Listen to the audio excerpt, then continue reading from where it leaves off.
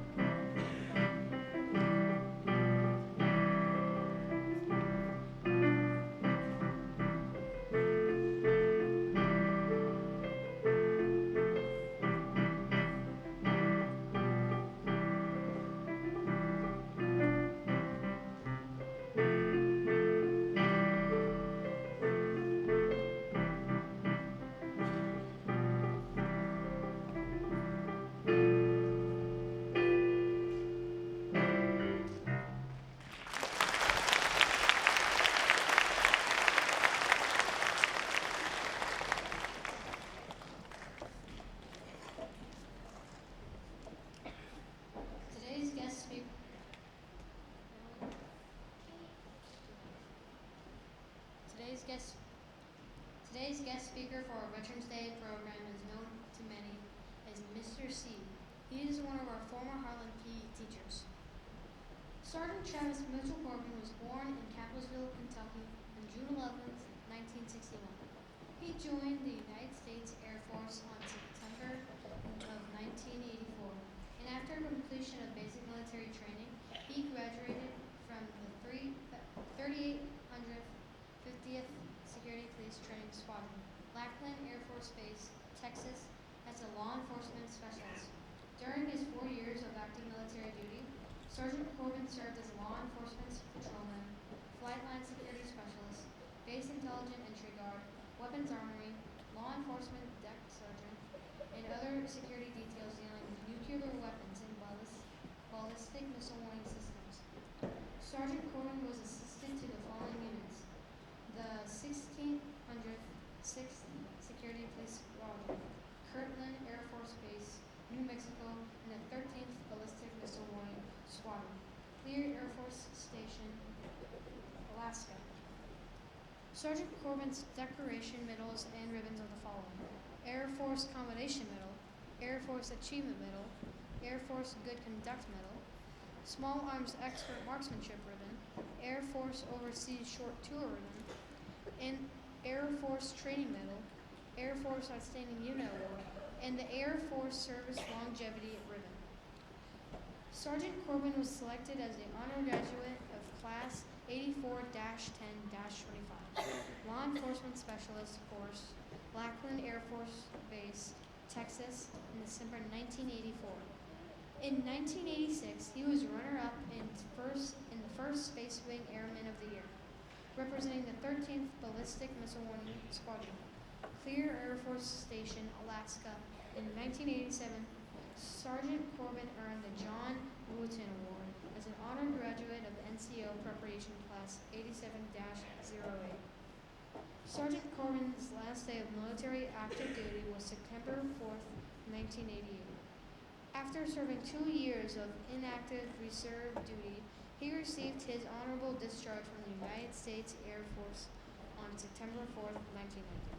Please give Mr. Corbin a warm welcome as he makes his way to the podium.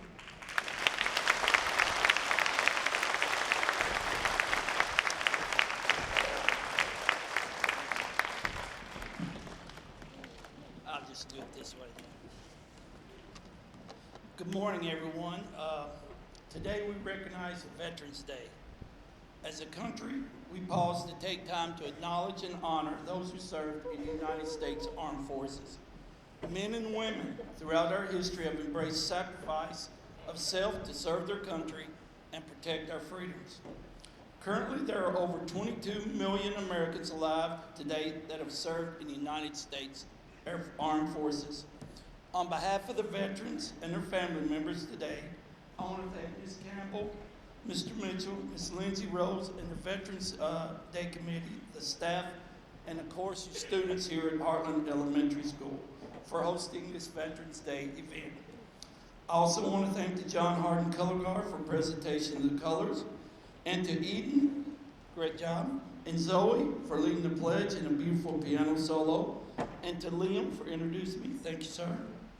And finally, to all the students who've written heartfelt letters, poems, and banners honoring our veterans who are present today. And Ms. Miller, you did an awesome job on the national anthem. That was awesome. That's not an easy song to sing, by the way. Okay, it is indeed a privilege for me to honor a very special select group of Americans, the Armed Forces veterans. The veterans we honor today came from all walks of life, but they share the same fundamental qualities. All raised their right hand to swear or affirm that they would support and defend the Constitution of the United States of America against all enemies, foreign and domestic, and that they would bear true faith and allegiance to the same, and they would obey the orders of the President of the United States and the orders of the officers appointed over them.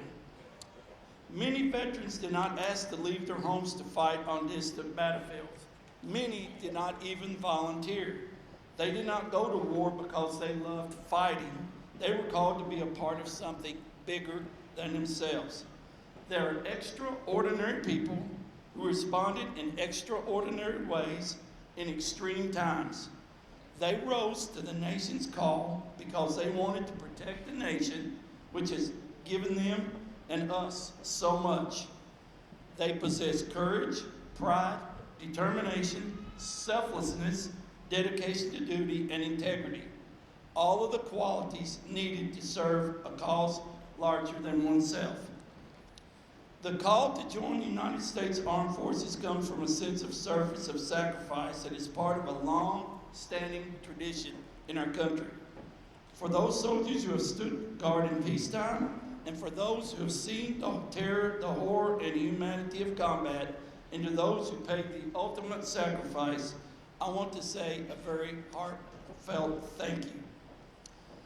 Since we're in an educational setting, I'd like to bring to light the history of the American veteran.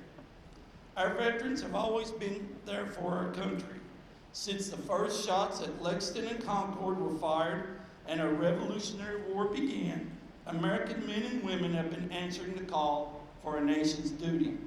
Without the veterans of the American Revolution, there would not even be a United States of America. Without the veterans of the Civil War who fought on either side for what they believed in, the America we know today might not be possible. Without World War I, II, the Korean and Vietnam veterans, we might be living in a country and in a world where freedom of choice may not exist. Without those fighting in the war on terrorism, we would be living in a state of constant fear. All these veterans throughout our nation's history have given us the chance to live in freedom today and the opportunity to look forward to tomorrow. They have given us every day and have protected every freedom. Most people remember the wars and conflicts that I mentioned above, but we should never forget in the last century, U.S. Army, Navy, Air Force, Marine, and Coast Guard soldiers, and now the Space Command, have also seen combat in other places like Grenada, Panama, Bosnia and Herzegovina, Somalia, Libya, Iraq, Afghanistan, as well as other Middle Eastern countries. My deepest apology to any veteran if I fail to mention any other parts of the world that you served in the past. We should honor all these veterans every day in every way that we can. Veterans Day is one way that we can honor veterans both living and dead. In fact, Veterans Day is largely intended to thank veterans for dedicated and loyal service to our country.